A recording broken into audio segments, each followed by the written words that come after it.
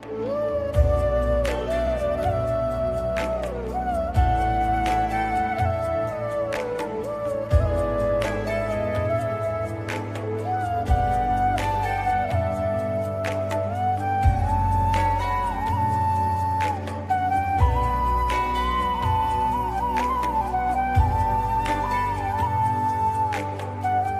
ब्रह्मा का पिता है, कौन विष्णु की मां, शंकर का दादा कौन है, हमको दे बता।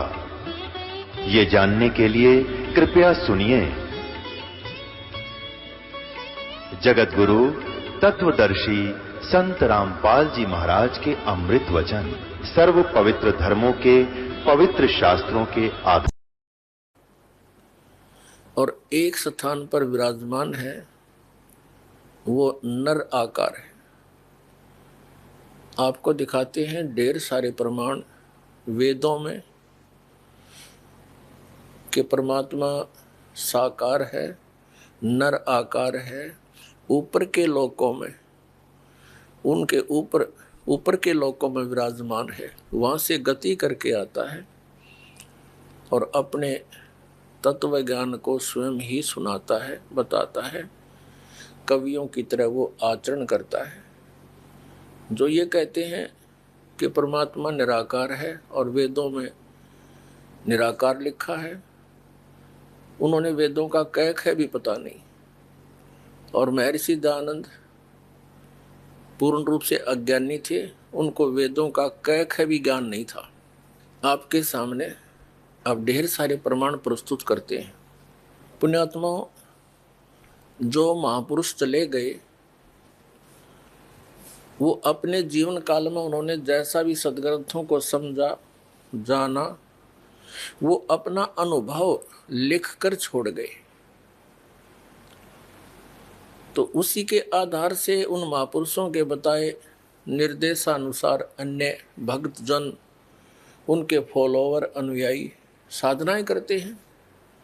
तो उन सदग्रंथों को जिनमें उन महापुरुषों का अनुभव है, चाहे तो वो सदग्रंथ समझ लो, ग्रंथ समझो, उनका अनुभव समझो, या उनको स्वयं समझ लो, अर्थात वो यहाँ प्रेजेंट होते, वर्तमान होते, तो भी यही ज्ञान देते और दिया करते थे। तो इससे पता चल जाएगा कि उन महापुरुषों ने कैसा जाना वेदों को और सदग्रंथों को। अब जैसे एक महर्षि दयानंद सरस्वती जी हुए हैं, जो आर्य समाज के प्रवर्तक माने जाते हैं। उनके विषय में एक दंत कथा थी, लोकवेद चल रहा था कि वे वेदों के बड़े विद्वान हुए हैं। समाधि लगा लगा कर उन्होंने वेदार्थों को जाना है और उनके द्वारा अपना अनुभव लिखा है। उस पुस्तक का नाम है सत्यार्थ प्रकाश और एक ऋग्वेद आदि भाष्य भूमिका। तो सत्यार्थ प्रकाश के अंदर महर्षि दयानंद ने कहा कि वेदों अनुसार इस सत्यार्थ प्रकाश की रचना मैं कर रहा हूं। उन्होंने बताया कि वेदों में परमात्मा निराकार है, वह किसी एक स्थान पर नहीं रहता, सर्वव्यापक है। अपनात्माओं, वेदों में परमात्मा साकार है, नर आकार है, मनुष्य दृश्य है। और एक स्थान ऊपर के धामों में, सतलोक में, ऋत धाम में, धूलोक के तीसरे पृष्ठ पर वहां विराजमान है। वहां से चलकर आता है, कवियों की तरह आचरण करता है। यहाँ पर मनुष्य की तरह ही वो घूमता फिरता है, लेकिन हम उसको पहचान नहीं सके क्योंकि हमने लोक वेद सुन रखा था, दंत कथा, कि परमात्मा निराकार है। और वो परमात्मा, वो परमेश्वर स्वयं आकर कहता था, हम ही अलख अला हैं, कुतुब गोस और पीर, कहे कबीर खालक धनी हमरा नाम कबीर। अवगत से हम चल आए, मेरा कोई भेद मर्म नहीं पाए, ना मेरा जन्म ना गर्भ बसेरा, मन बालक बन दिखलाए। काशी शहर बाहर जंगल में कमल पर डेरा, तहाँ जुलाए न पाए। मात पिता मेरे कुछ नाही, ना मेरे घर दासी, और दुल्हे का सुत आन कहाया, जगत करे मेरी हासी। तो परमात्मा स्वयं आकर कहते हैं कि मैं खुद परमात्मा हूं और यथार्थ ज्ञान देने के लिए मैं अब आपके पास आया हूं, क्योंकि आपके पास यथार्थ ज्ञान नहीं है। जो वेदों में, पुराणों में, कुरान में, बाइबल में लिखा हुआ ज्ञान भी आप नहीं समझ पा रहे। तो उस परमात्मा ने स्वयं आकर के अपनी सिंपल लैंग्वेज में, साधारण भाषा में, कविताओं से, दोहों के माध्यम से, दोहावलियों के माध्यम से, कविताओं की तरह बोल बोल के, यानी पद्य भाग में वो ज्ञान प्रचार किया। लेकिन जो संस्कृत के ज्ञाता माने जाते थे वो भाषा संस्कृत अवश्य जानते थे, परंतु सदग्रंथों से अपरिचित थे, जिस कारण से सन 1398 से सन 1518 तक 120 वर्ष रहकर चले गए परमात्मा स्वयं कबीर देव जी, कबीर साहब, वो जुलाहा धाणक काशी में जिसको धाणक कहा करते थे, वो स्वयं परमेश्वर थे। लेकिन हम नहीं पहचान सके, क्योंकि हमने इन झूठे ऋषि में, ऋषि आचार्य और शंकराचार्यों के ये झूठे ज्ञान सुन रखे थे कि वेदों भगवान निराकार है। और वेद क्या बताते हैं, आपके रूबरू करते हैं। आपके रूबरू कितनी बार कर दिया है। उन महर्षियों में से एक महर्षि कलयुग में महर्षि दयानंद सुप्रसिद्ध हुए हैं। उन्होंने सत्यार्थ प्रकाश के अंदर अपना अनुभव लिखा है। उनका कहना है कि सत्यार्थ प्रकाश नामक ये पुस्तक मैंने वेदों के प्रमाणों से और अन्य सदग्रंथों के प्रमाणों से युक्त किया है, उनको आधार मानकर लिखा है। सत्यार्थ प्रकाश के अंदर ही आपको दिखाते हैं कि महर्षि दयानंद कितने अज्ञानी थे, और आपको वेदों में रूबरू करते हैं कि वो परमात्मा साकार है, नर आकार है, ऊपर के लोकों में रहता है, वहां से गति करके आता है। देखिएगा ढेर सारे प्रमाण आपको सत्यार्थ प्रकाश नामक पुस्तक में दिखाते हैं कि महर्षि दयानंद जी कितने अज्ञानी थे। सत्यार्थ प्रकाश के 154 पृष्ठ पर लिख रहे हैं परमात्मा निराकार है। 155 पृष्ठ पर लिख रहे हैं कि उपासना से उसका साक्षात्कार हो जाता है।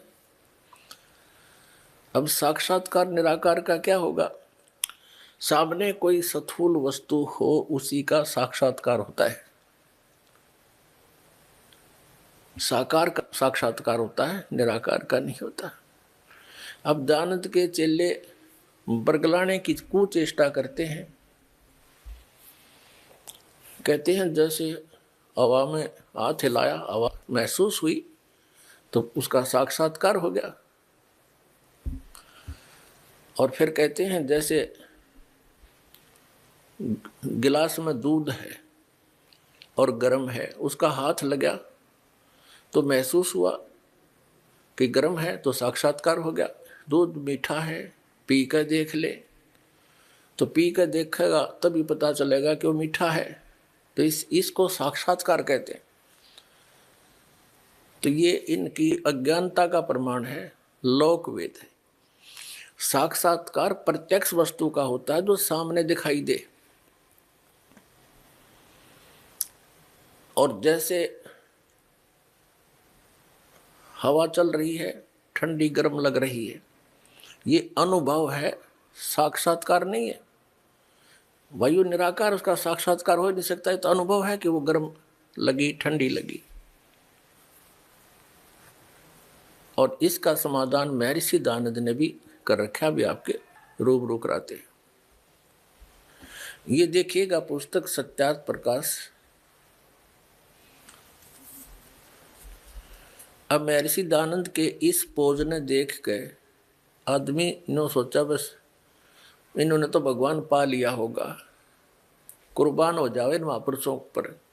तो ऐसे ही हम इनका फंसे रहे ये विद्वान दिखाई देते थे लेकिन थे पूर्ण रूप से अविद्वान।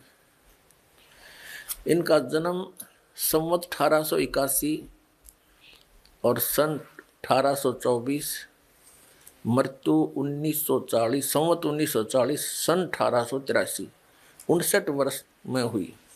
59 वर्ष जीवित रहे। अब देखिएगा अर्थ सत्यार्थ प्रकाश है। इस सत्यार्थ प्रकाश के बारे में लिखा है कि वेद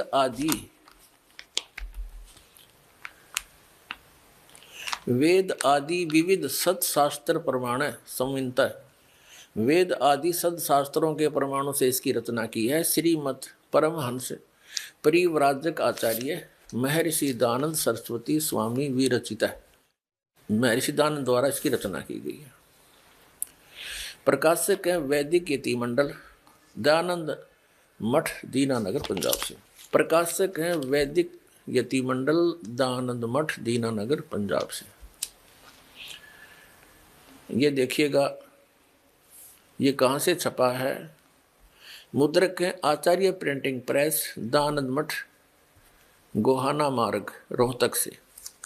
ये सत्यार्थ प्रकाश और सप्तम समोल्लास, 7वां समोल्लास इसका, 7वां समोल्लास। और 154 पृष्ठ पर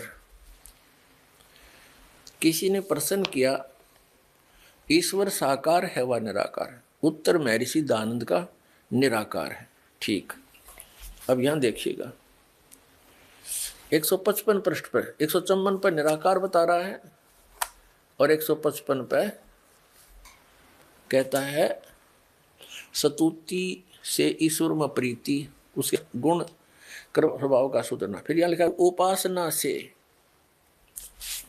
परब्रह्म से मेल और उसका साक्षात्कार होना। ये गुण है, ये लाभ है भक्ति से, ये फल है।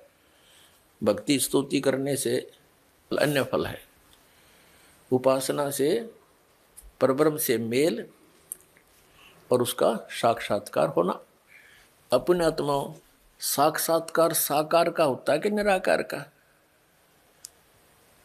इसलिए यही नहीं मालूम तो 154 पर क्या लिख रहा है, 155 पर उत्तर क्या दे रहा है। अपनी व्याख्या का आप ही खंडन कराए। फिर भी इसके चेले कहते हैं साक्षात्कार का अर्थ वो कुछ अन्य बनाकर पेश करते हैं। उसका भी समाधान महर्षि दयानंद ने आपक रखा है कि साक्षात्कार निराकार का नहीं होता। सामने वस्तु रखी हो स्थूल विजिबल, उसका साक्षात्कार, उसको प्रत्यक्ष माना जाता है। देखिएगा अब महर्षि दयानंद ने सत्यार्थ प्रकाश पुस्तक के 7वें समोल्लास के पृष्ठ नंबर 154 पर किसी के प्रश्न के उत्तर में कहा है कि परमात्मा निराकार है। देखिएगा ये 154 पृष्ठ है सत्यार्थ प्रकाश का।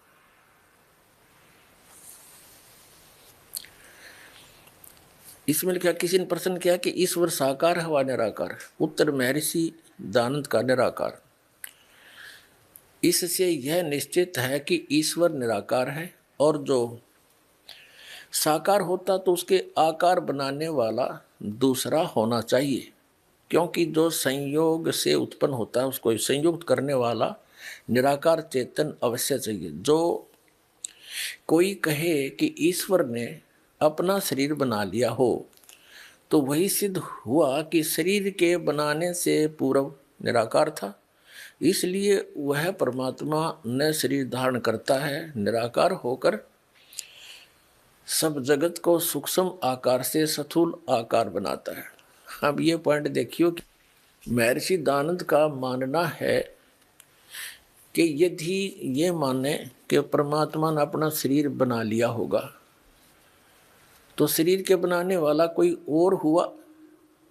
फिर दूसरा ये सिद्ध हो गया कि जब उसने शरीर धारण किया इससे पहले वो निराकार था। ये भी एक महा अज्ञानी व्यक्ति की सोच होती है, बुद्धिमान की नहीं। अब जैसे कोई ये कहे कि एक टेलर जो है वो सबके कपड़े पोशाक वस्त्र सीमता है, और कोई ये कहे कि टेलर तो निराकार है, वो सबके कपड़े सीता है, और कोई ये कहे कि टेलर साकार है, तो साकार है तो उसके कपड़े सीने वाला कोई और होगा, और टेलर कपड़े पहनने से पहले निराकार होगा। ये व्याख्या है महर्षि दयानंद की।